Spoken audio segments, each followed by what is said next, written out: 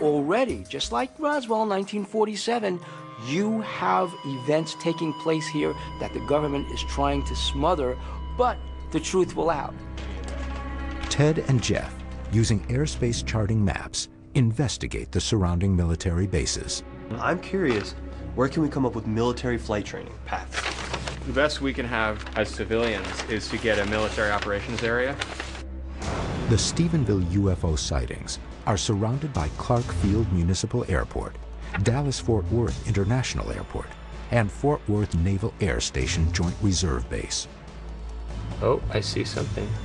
Military operations area. Stephenville is 12 miles to the northeast of the Brownwood Military Operations Area, where civilian and commercial flights are prohibited. Likewise, military craft are not allowed outside of this zone. Okay, so Dublin's on the brink of this military area, right? Yeah. We actually have lots of sightings in Dublin as well as Stephenville. And this one right here, that's a fully restricted area. 60 miles to the southeast sits the Presidential Ranch in Crawford, a severely restricted airspace. What would it mean, Ted, if these military aircraft was scheduled to have some sort of exercise, but they ventured outside of the military operations area? Pretty unlikely, pretty unlikely. Is it possible that military jets flying out of this airspace is a cause for the UFO sightings? Pat Uskert attempts to get a statement from the officials at the Fort Worth Naval Air Station. How may I help you? I'm calling from the History Channel, and I'm wondering who I might be able to talk to regarding current UFO events over Stephenville. I couldn't answer anything on that. Is there any way I would be able to get in touch with Major Carl Lewis? I have no idea what command he's at. Would it be possible to get in touch with anyone from the 457th Fighter Squadron? I'm not showing a 457 Fighter Squadron. Either officials are not available to comment or decline to answer. What I really want to do is find at least 3 independent witnesses and To go determine if locations. military craft are being mistaken for a UFO, the team must calculate the path and location of the reported UFOs. So if we can corroborate at least 3 different eyewitness accounts around a single sighting, we could try to triangulate what they saw and where they saw it. And if those 3 corroborate in terms of position, that should give us a hunch about where they were located relative to all of these standard aeronautical operations. Right? Cool. Let's go. The team sets out to find 3 or more individuals whose stories share the same description, place, and time of the event in order to scientifically pinpoint the exact location of the mysterious craft. If the focal point of locations do not coincide with known military flight paths, then the town of Stephenville may not have been visited by F-16s at all, but by something else. We got a live one. I am scared. Probably the end of our civilization as we know it. The team tries to get an exact location of the sighting that took place on January 8th, the day with the highest number of UFO reports. I grabbed my gun and looked up into the sky, and I saw the lights moving. Could these sightings be misidentified military jets, civilian airplanes, or something else? These objects were unidentifiable. I'd never seen anything like them. The team needs at least 3 individuals who witnessed the same object at the same time in order to triangulate the position of the alleged UFO to help determine what was in the sky that night. They have a lead on one person.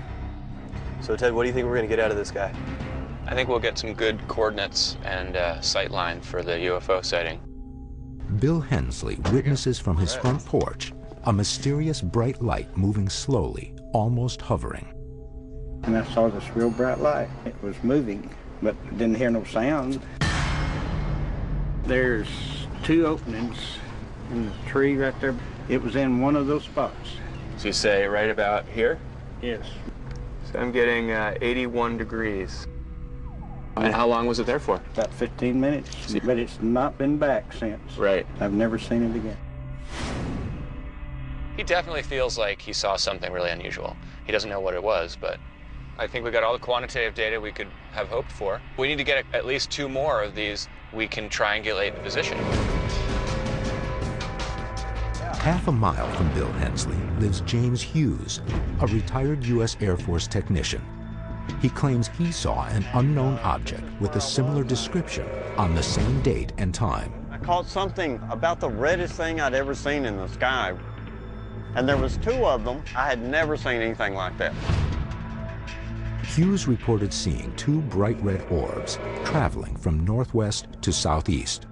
They might have been as low as 1,500 feet. Okay. With James's testimony, we're off to a good starting point. We have to corroborate that with multiple perspectives, multiple eyewitness accounts.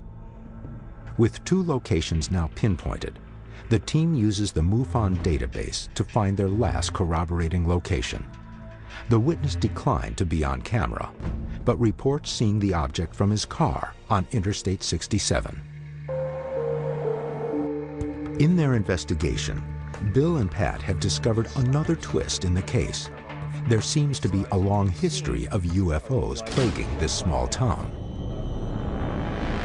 Well, I've been seeing these anomalies, I call them, in the sky for quite some time. It was probably about 63, 64. There is often a stigma associated to witnessing and reporting UFOs. One resident, who wishes to remain anonymous, alleges he has witnessed cigar-shaped UFOs in Stephenville for decades. This object that looked like a football was very bright and had a lot of lights on it. We just zapped outside. Cigar-shaped UFOs are one of the most commonly sighted objects believed to be extraterrestrial. One of the earliest reports was from 1951 over Mount Kilimanjaro in Africa. Another similar craft appears in 1981, hovering over Denison, Texas.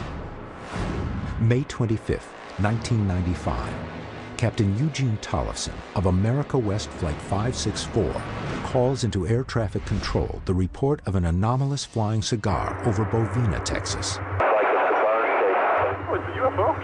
And now they are seen in Stephenville. It was just oval shapes. Are you saying that the phenomenon around here has been going on for some time? Yes, it has. How far back do UFO sightings date in this area? And I've actually got the microfilm from 1897 here. Another possibility is that these sightings are actually related to the other sightings that have been reported. That's the one. Here's the article. Mysterious airship has been seen in the northern part of this county. April 17th, 1897, Stephenville, Texas. 6 years before the first plane was flown, a cigar-shaped craft was spotted in North Texas. Residents in Denton and Aurora described the object as an airship. So if this was a mass sighting, it's like today. There, it remained about 15 minutes and continued north. Right. The airship reportedly circled the town square of Aurora and crashed into a windmill. People were describing fantastic vehicles in the sky that didn't even exist yet. It couldn't have been a balloon because we didn't have the balloon yet. The Germans didn't even have the balloon until 1900. 2 days later, the Dallas Morning News reported that the only things surviving the crash were a note written in indecipherable hieroglyphics and a charred body of the pilot that did not appear human. Talk a little bit about the 1897 airship incident in Erath County. The team Texas. meets with local historian Sarah Kennedy